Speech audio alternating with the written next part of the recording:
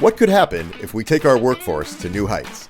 Workforce on the Mic, presented by NAUTIP, brings you inspirational stories, innovative solutions, and expert insights that are shaping the future of the workforce. Tune in for dynamic conversations that motivate and transform the workforce development community. And now, on to the episode. Good morning, good afternoon, and good evening, all you workforce warriors across the country. Welcome to another episode of Workforce on the Mic, where we explore people, programs, and policies shaping workforce development across the country. Today, we're excited to peer into the challenges and opportunities in workforce development at the local level.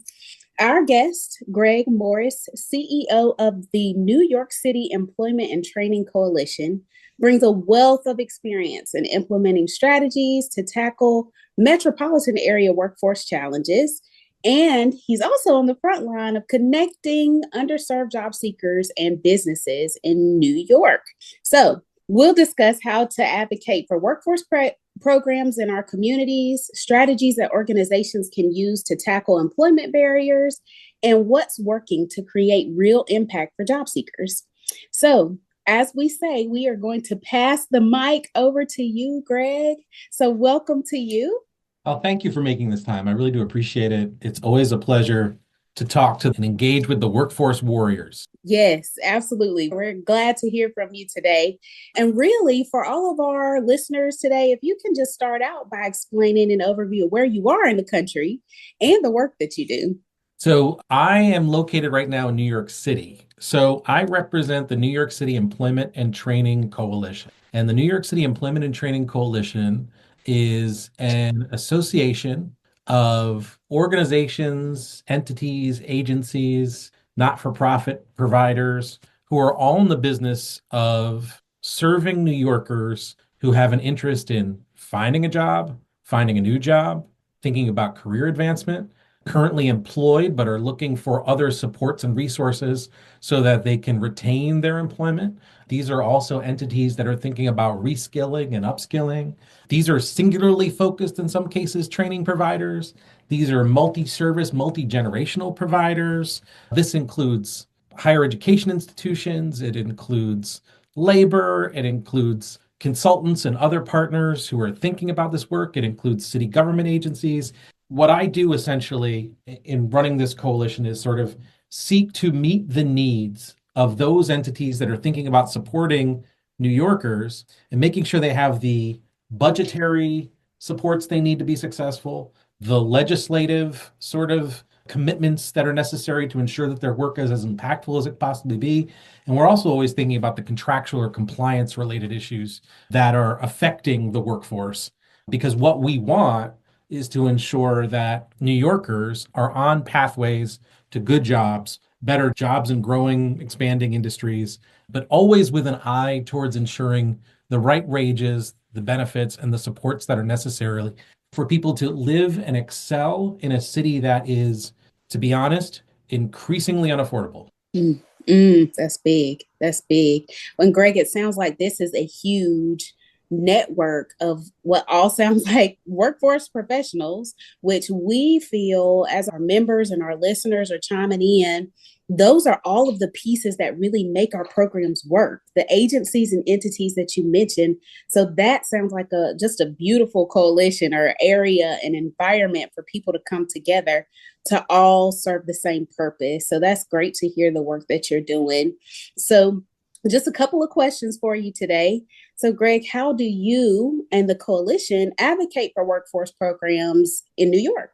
So the coalition itself is representative of 220 organizations, entities, agencies, and that is made up of 6,000 professionals, give or take. And that's everything across the spectrum of individuals who are thinking about how it is the workforce that supports and creates workforce development opportunities in New York City, right? And so the reason why I sort of frame that or start there is to say, while I'm in the policy and advocacy space at this point in my career, I started out 20 plus years ago in New York City focused on program development. So I say that because the individuals and professionals that I think always relate to best are those folks who are on the ground engaging in the lives of individuals. And I bring that to the table when I talk about advocacy, because at the end of the day, I know based on my history and my experience from where I started all those years ago to today,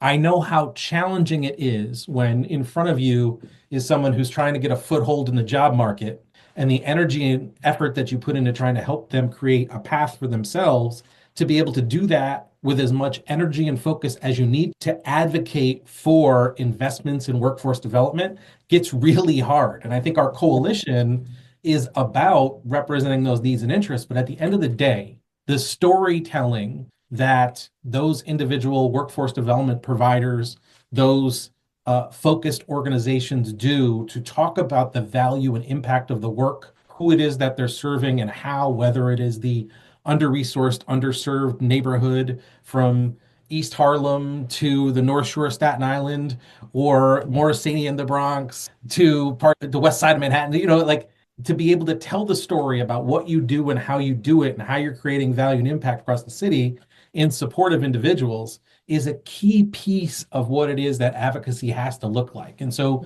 you want to tell that story about what's happening in that neighborhood, in that specific industry, with those specific individuals, at the same time as you have the data that says, this is what the employment numbers are like where you are right now. This is what wages look like right now. These are the job opportunities. This is who's finding the job opportunities. This is who's not. In this city right now, the middle class has essentially shrunk in New York City. There's a lot of low-wage workers and there's high-wage workers. And that what that means is that folks are not able to sort of make their way from low-wage workforce to the middle-class workforce. And that's a particular critical function. So when I think about advocacy, I'm thinking specifically about how it is that we storytell about the individuals who are finding their way, or how it is that we storytell about the barriers and the complexities that make that hard to do, or how it is that we need to reduce the barriers to do that, at the same time as we have the metrics and the data and the detail that sort of says, this is what it takes from a financial commitment. This is what it takes from a legislative point of view as well. Right, right. Well, and you bring up a great point for a lot of our frontline team members that are working with customers every day. It's hard to tell the story when you're in it and you're focused on serving the customer, serving that participant. So really taking that time out to say, okay, we have our data, we have our metrics. How can we tell the story and put the individual to the forefront of how we're really making the impact? That's huge.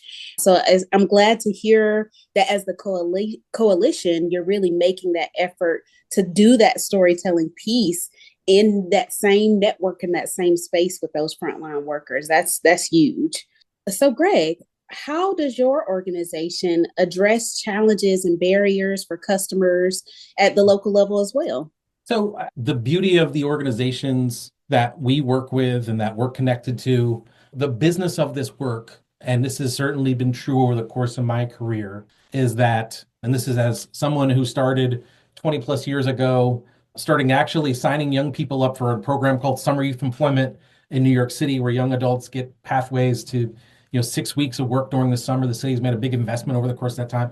Just the prospect of being able to help people put their paperwork together to find a job for that 6 weeks. That's how I started all that time ago. And I remember thinking all those years ago, because of my own background, my history, and my experience, I just thought if you got a foot in the door, that's all you needed to be able to find your trajectory. And it did not take me long to understand the benefits and privilege I have had in my life as a white cisgender man is not shared by a lot of other folks. And what I think we benefit from as a community is being relentless about seeking to equalize opportunity. And that's about reducing the barriers that exist. And when we talk about barriers to success, we have to understand, I think it's important to say this, that there are systemic barriers, there are historic barriers. In New York City, the pockets of the city that have had the highest levels of unemployment, they haven't, and the highest levels of poverty, they haven't changed in 20, 30, 40. They're the same spots. And I think there's something really important about the organizations that I represent, who in many cases are not solely focused on job training and readiness. And they're not simply focused on having relationships with just one employer or one entity. And they're not just the sort of entities that are saying we have all the answers. I think the providers that we work with that are most impactful and most successful, the folks that we represent, are thinking about this from the perspective of when I meet someone and I do my assessment to understand what their needs and interests are, I'm going to seek to meet those needs and reduce those barriers here. If I can't do it, I'm going to work with others to do that. If the systems that we are working within do not have those particular pathways, we have to relentlessly advocate for them. We have to work to find them with our employer partners. By the way, I just want to say right off the top, the hardest part of my job is when someone says to me, I got a great training program, but I don't have any employers, because the reality is we have to flip that and turn that upside down to say, where is it that the business community needs talent? What does that talent look like? And we have to hold the business community accountable for investing in making sure that those on-ramps to jobs are available. But all in all, none of that works unless we're reducing the barriers to success. So for many of the communities that we work with, the ones especially who historically have been the farthest behind in being able to maximize the on-ramps to good jobs and good wages, we know that there has to be focused training opportunities. There has to be an intersection of employment and education pathways. There has to be credentialing and certifications that result in good jobs. There has to be retention supports that keep people in the jobs. There have to be great relationships with employers, because the employers have to buy in and believe. There has to be the supportive services and wraparound supports, whether it's related to childcare, transportation, housing.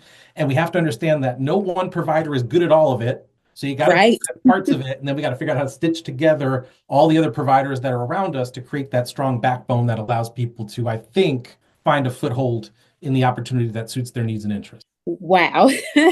So you've unpacked a lot for us in that one question, Greg. And I think you said it so well that really it takes that holistic view of the person. There's no one program or service that we can provide without connecting a resource, without connecting and building a network for our customers so that they have all of the services that they need. That's huge in itself. And without the network, then we're really not even building the job seeker that can be successful, that can get the better job, that can go on in the career path. So I think what you've mentioned is a lot of work for us as workforce professionals, but it's a lot of work for partner agencies and for all of us to really come together and align missions and purposes and programs and compliance, all of those things, so that we're still serving the customer at the base of what we're doing. I'm glad to hear we're pulling all of those pieces together. And by the way, I'll just say, in pulling those pieces together, the way I think about it is, we used to think about pipelines to opportunities. Sometimes people talked about safety nets.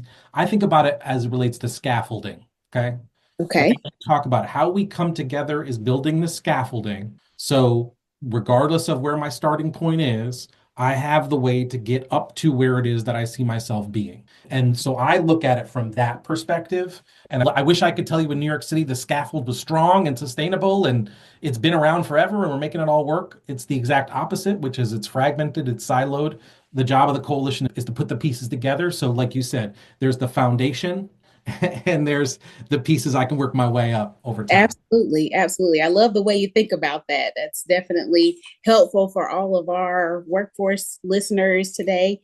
So just one more question for you, Greg. I promised I wouldn't keep you for too long, but what advice would you give to any workforce professional that's adapting to changes in program development, design, or implementation? I always come at it this way.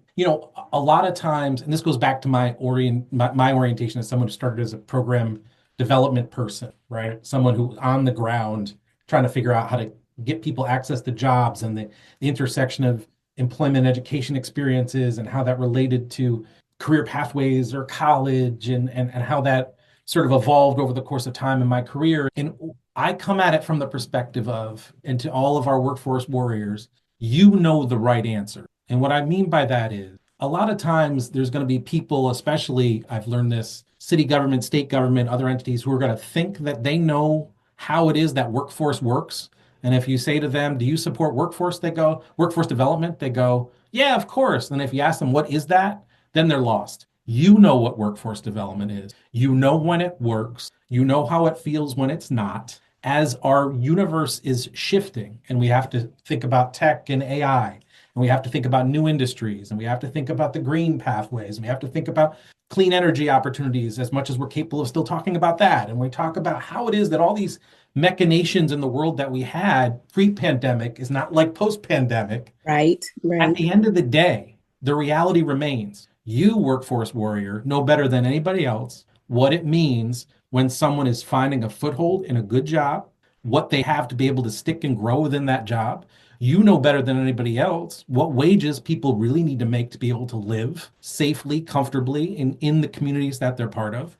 And you know better than anybody else at the end of the day that workforce development has to always be connected to economic development, because the hardest thing of all is when someone's talking about we're building a big new thing in this neighborhood, or there's a new opportunity related to this particular industry, and all those local job seekers that go, how do I get my foot in that door?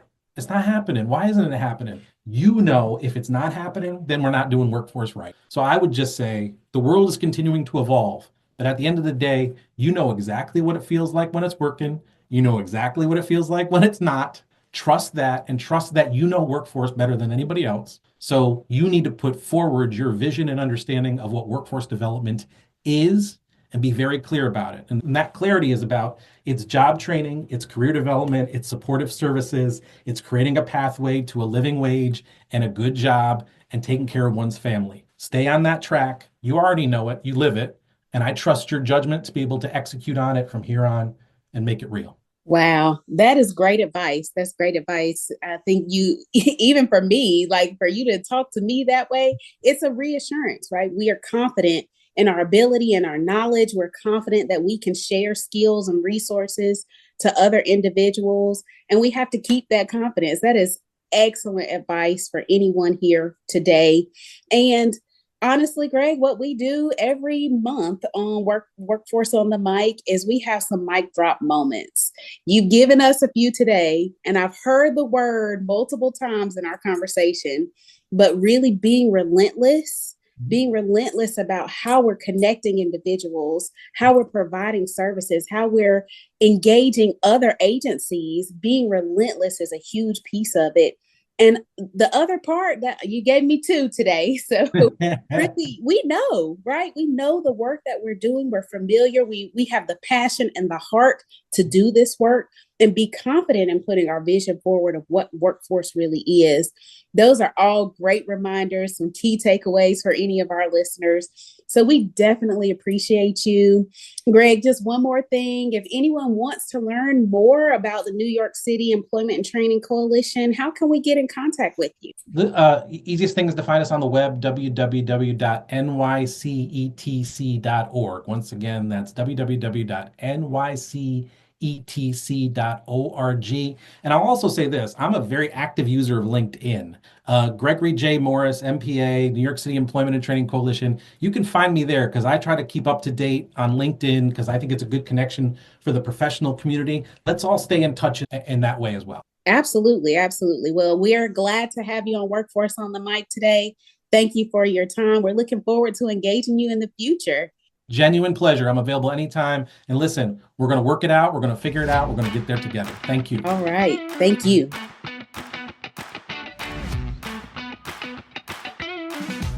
Thank you for listening to Workforce on the Mic, presented by NAUDIP. Make sure to subscribe to the podcast on Spotify, Apple Podcasts, or wherever you listen to podcasts. To learn more about NAUDIP and to become a member, visit www.naudip.org. That's www.nawdp.org.